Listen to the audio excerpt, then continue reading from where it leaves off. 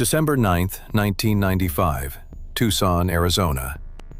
A mother vanishes from her own bed.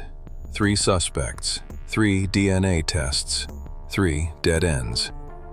By the end of this video, you'll know exactly how a case that had gone cold for nearly a year was broken by something no one would have thought to look for.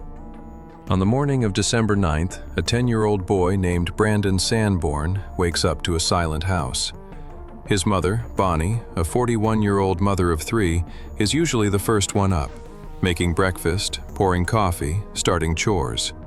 But this morning, there is no coffee in the pot, no dishes in the sink, no sound at all. Brandon finds his older sister, 13-year-old Candace, and asks if she has seen their mom. She hasn't. Together, the two of them walk down the hallway to their mother's bedroom. They knock. No answer. Brandon pushes the door open. The bedroom is covered in blood. It is on the walls, on the floor. The mattress is soaked through. The sheets have been torn halfway off and balled up in the center of the bed. On one of the pillows, there is a bloody handprint. But the room is empty. Their mother is not there. By late morning, the house is taped off. A detective named Brad Faust pulls up to the curb outside. Faust is a seasoned homicide investigator with the Pima County Sheriff's Office, and 1995 has already been the deadliest year in Tucson's history. Nearly 100 murders and counting. He has been told this is a kidnapping, not a homicide. He is hoping that is true. He walks through the front door and passes a family photo on the wall. Bonnie, her husband, their 3 kids, all smiling. A crime scene photographer leads him down the hallway and warns him before opening the bedroom door. Faust steps inside and immediately understands the warning. Blood is everywhere, spattered across the walls, the windows, the carpet. On the mattress, beside the handprint, he sees a folding knife with a red handle.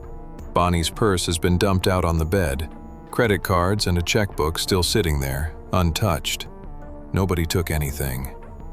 On the floor beside the bed, something small catches his eye. He puts on gloves, crouches down, and picks up a brown button. He checks the clothes in Bonnie's closet. It does not match anything she owns. He bags it. Then he follows a trail of blood. It leads across the carpet, through an unlocked sliding glass door, across the backyard grass, and into the garage. There are no drag marks in the grass. Whoever did this carried her. The garage is empty. Bonnie's car, a light blue Chrysler, is gone. Tells him the last time they heard their mother. Faust crouches beside them. Candace tells him the last time they heard their mother's voice was around 3 in the morning. She had shouted from her bedroom for them to turn off the TV and go to sleep. They did. They heard nothing after that.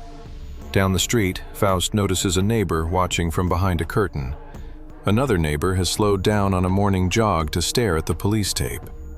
In a neighborhood like this one, everybody notices. Everybody talks. Nobody, at this point, knows anything useful. Bonnie Sanborn had lived in this house for years.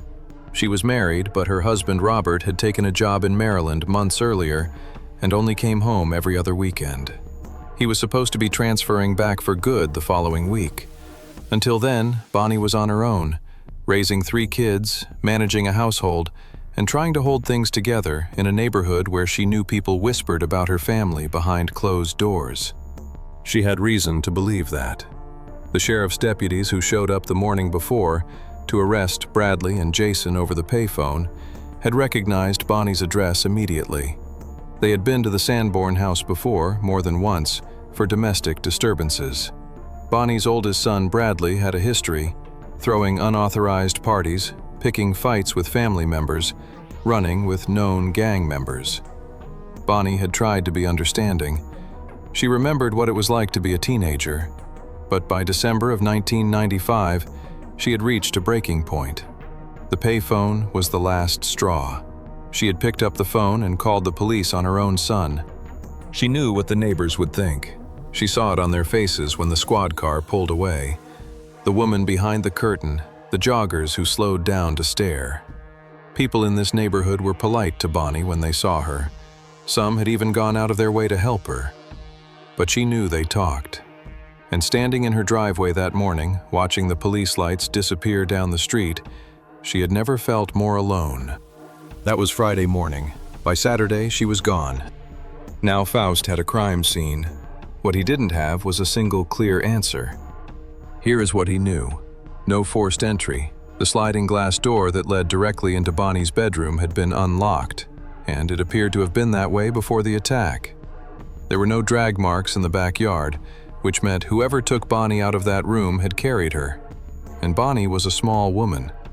That didn't narrow it down much, but it told Faust one thing. This person had been inside the house before. They knew the layout. They knew which door to use. They knew where it led. The blood trail ended in the garage, and the car was gone. So the priority was simple. Find the car, and maybe find Bonnie. The next morning, Sunday, December 10th, that call came in. A man told Faust he had seen a news report about Bonnie's disappearance and the missing light blue Chrysler. The day before, he and his wife had passed a car matching that exact description while out jogging, abandoned on the side of a road in the desert just outside of town. After seeing the report, they had gone back to check. The car was still there, and when they walked up close, they could see a woman's body in the back seat. Faust wrote down the location. It was half a mile from Bonnie's house. When he arrived at the scene, the light blue Chrysler was sitting in the sand just off the road. He approached the car and looked through the window. Bonnie Sanborn was slumped in the back seat. Her hands were bound behind her back with flex ties. A sock had been stuffed in her mouth. The lower half of her body was unclothed. Her skull showed multiple wounds.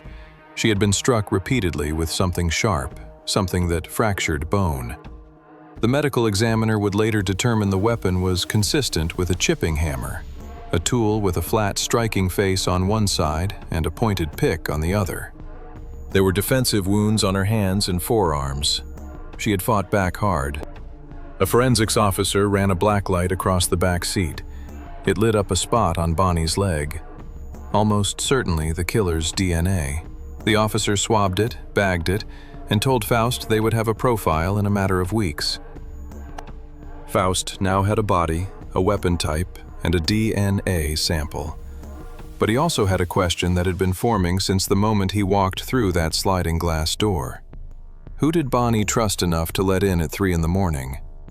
Before we get to what investigators found next, if you're new here and you want more stories like this one, hit subscribe, because what came next sent this case in a direction no one expected. Think about what Faust had at this point.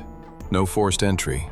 A killer who knew the house well enough to move through it in the dark, carry Bonnie out the back, find her car keys, load her into the car, and drive away, all without waking 2 children sleeping down the hall.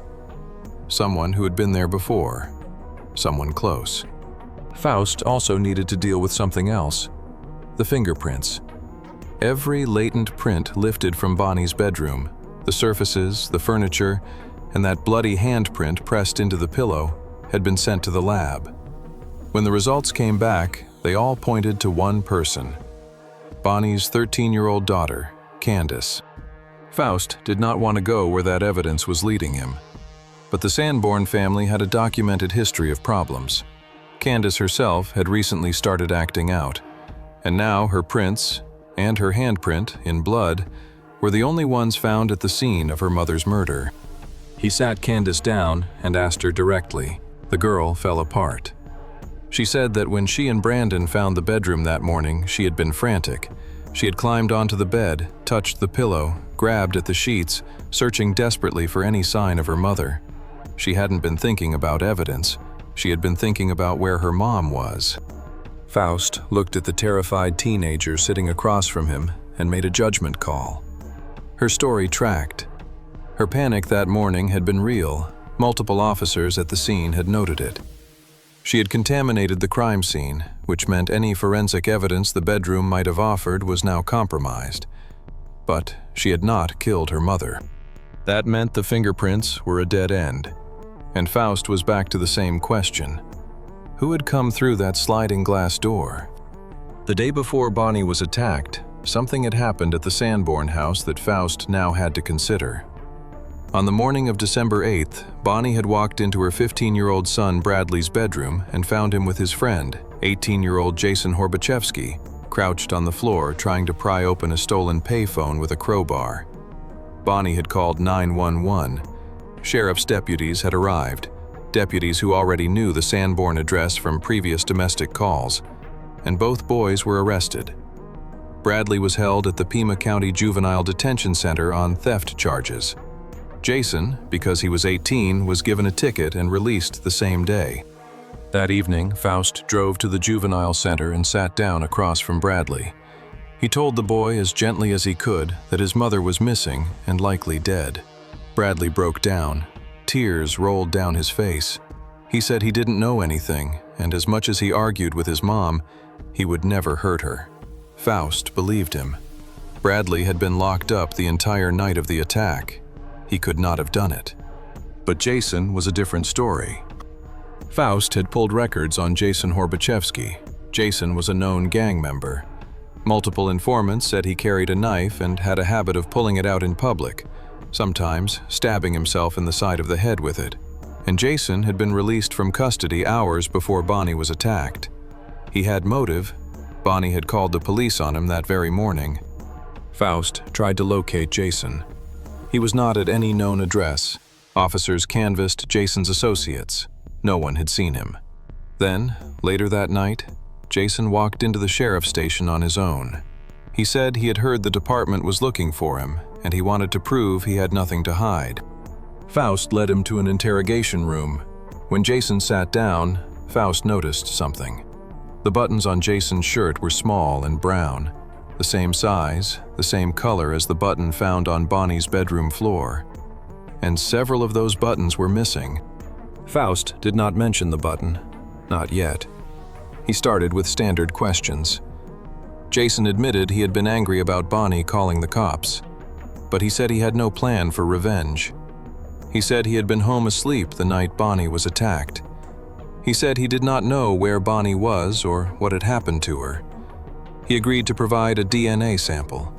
He even handed over his shirt. He told investigators he had nothing to hide. His shirt was missing buttons that matched a button found at the scene of a murder. He had been released from police custody hours before the attack. He had told multiple people he was furious at Bonnie for calling the cops, and he had a documented history of carrying a knife, the same type of weapon that had been found on Bonnie's bed. Faust controlled his expression. He thanked Jason for his cooperation, collected the DNA sample and the shirt, and let him walk out of the station. Then he sat in his office and stared at the evidence bag containing Jason's shirt. The buttons looked right. The timeline fit. The motive was obvious. Everything about Jason Horbachevsky pointed in one direction. Faust sent everything to the crime lab, and for the first time since walking into that bedroom, he felt like he might be close. There was still one person who had not been ruled out. Bonnie's husband, Robert. Robert Sanborn had been working in Maryland for months. He came home to Tucson every other weekend, but he was not scheduled to be home the weekend Bonnie was killed. Faust compiled a list of every flight between Maryland and Tucson that Robert could have theoretically taken. Fly in Friday night, kill his wife, fly back before his Monday shift. One by one, Faust called the airlines and checked the passenger manifests. Robert Sanborn's name did not appear on any of them. But this was 1995. Before September 11th, domestic air travel required almost no identification. Robert could have traveled under a fake name. So Faust could not rule him out on paper. He would need Robert's DNA. The thought stayed with Faust as he put the phone down. Robert Sanborn had the oldest motive in the world. He was the husband. He had been living apart from Bonnie for months. The marriage had been strained by distance, by money, by a son who was spiraling out of control. And he was the one person with the most to gain from Bonnie's death, or the most to lose from her leaving. But there was nothing solid. No witnesses had placed Robert in Tucson that weekend. No credit card activity. No rental car records. Just the absence of proof, which, in a case this thin, felt like it could mean anything. Faust requested a DNA sample from Robert. Robert agreed without hesitation. In early January 1996, about a month after the murder, the crime lab called. They had processed the DNA found on Bonnie's body. It did not match Jason Horbachevsky.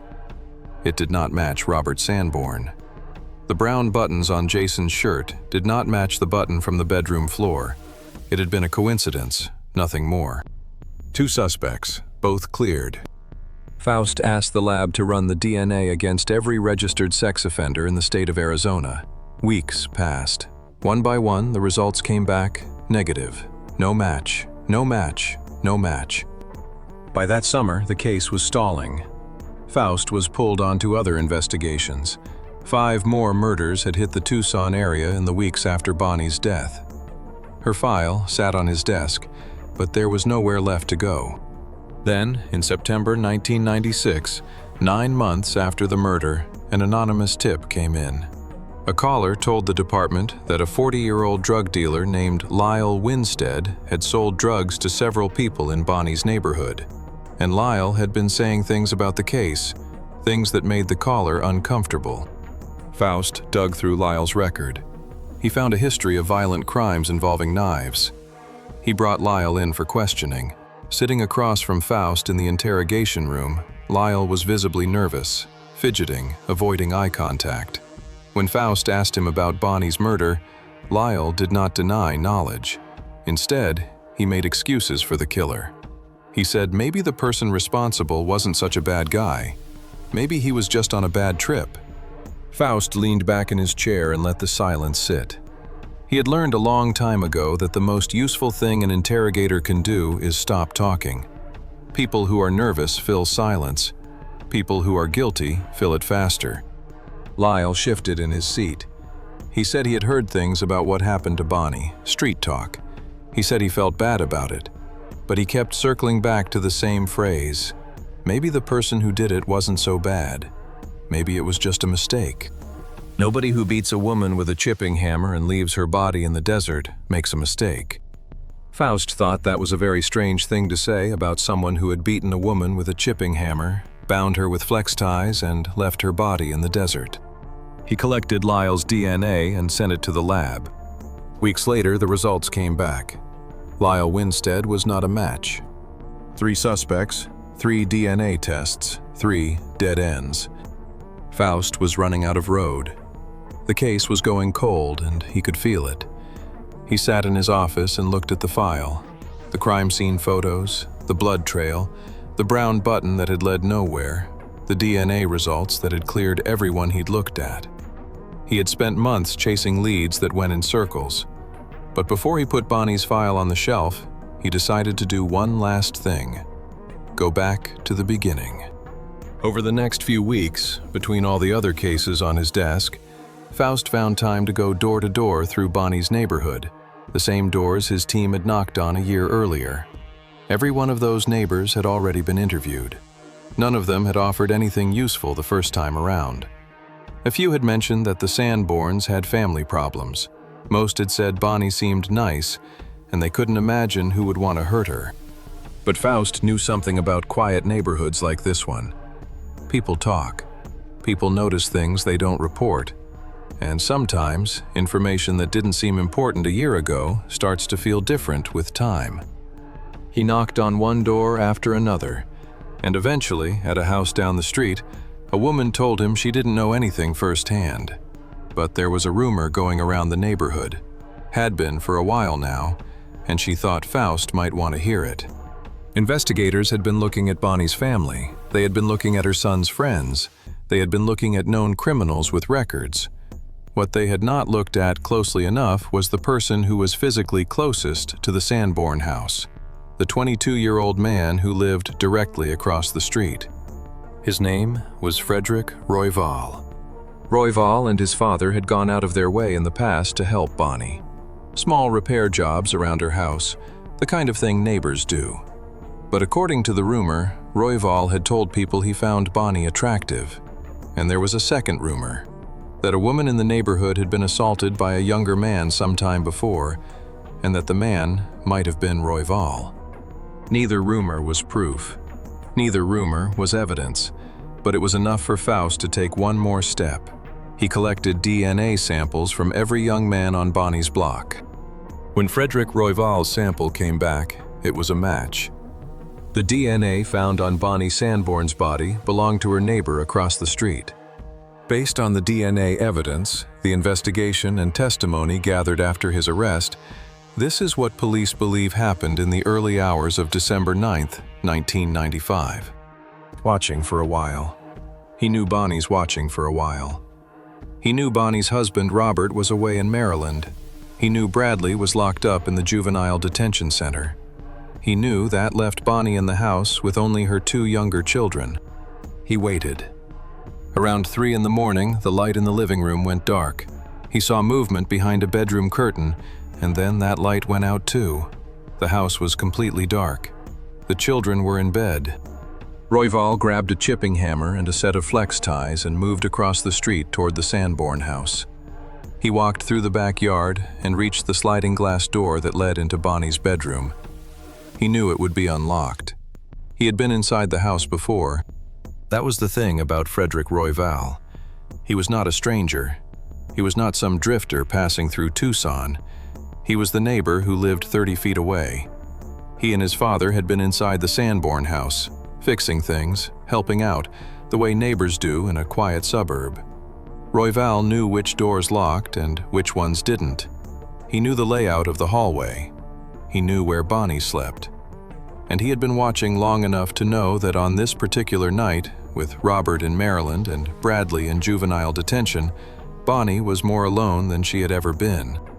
He slid the door open and stepped inside. Bonnie was asleep. A floorboard creaked.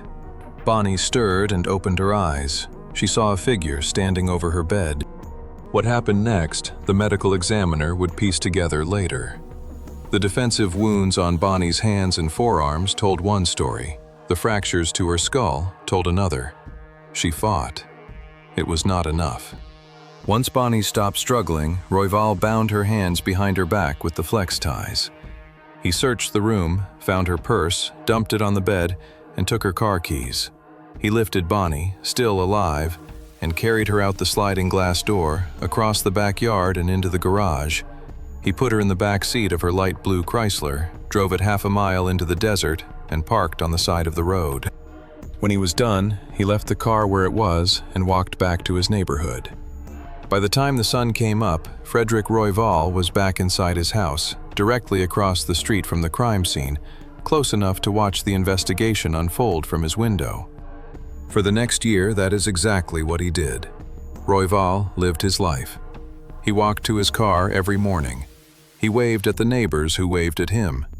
He watched the police come and go from the Sanborn house across the street. First, the forensic teams, then the detectives, then the reporters, and eventually, no one at all. He watched the case go cold from his living room window. He had no idea that in those same houses, behind those same curtains, people were talking about him. Frederick Royval was arrested in January 1997, a little over a year after Bonnie's murder. At trial, prosecutor Kathleen Mayer told the jury that Royval had bludgeoned Bonnie so severely he fractured her ribs, then stabbed her repeatedly. He was convicted of first-degree murder, kidnapping, and 2 counts of sexual assault. When the verdict was read, Royval broke down sobbing in the courtroom. He told the court he was truly sorry for the tragic loss of Bonnie Sanborn. Royval agreed not to appeal his conviction. In exchange, he avoided the death penalty. He was sentenced to life in prison without the possibility of parole, plus 63 additional years. He remains in an Arizona state prison today. At sentencing, Prosecutor Mayer said something that stayed with the investigators long after the trial ended. She said that had an offhand comment not been made about Royval in the neighborhood, they would have never collected his DNA. And without that DNA, they had nothing else that linked him to the crime. The case that had defeated forensic science, defeated flight manifests, defeated a year of investigative work, was ultimately broken by the one thing Bonnie Sanborn had spent her whole life being embarrassed by. The neighbors who watched from their windows, the people who whispered behind her back, the gossip on her street. It was the only thing that brought her justice. The morning before she was killed, Bonnie had stood in her driveway and watched a squad car take her son away. She had seen a curtain move in the window of the house across the street. She had felt the familiar sting of knowing that everyone on this block was watching, and everyone was talking. She couldn't have known that the person behind that curtain would be the one to take her life. And she couldn't have known that the people who talked about her behind her back would be the ones to solve it.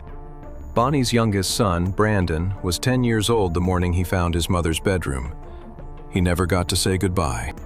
Royval killed a mother of 3 and walked back across the street like nothing happened. He watched the police arrive from his window. He spent a year living 30 feet from the house where he had committed the crime. Do you think that was arrogance? Or did he genuinely believe he would never be caught? Let me know in the comments. And if you thought one piece of gossip couldn't change a case, there's another story where a single detail, even smaller than a rumor, unraveled everything. That one is right here.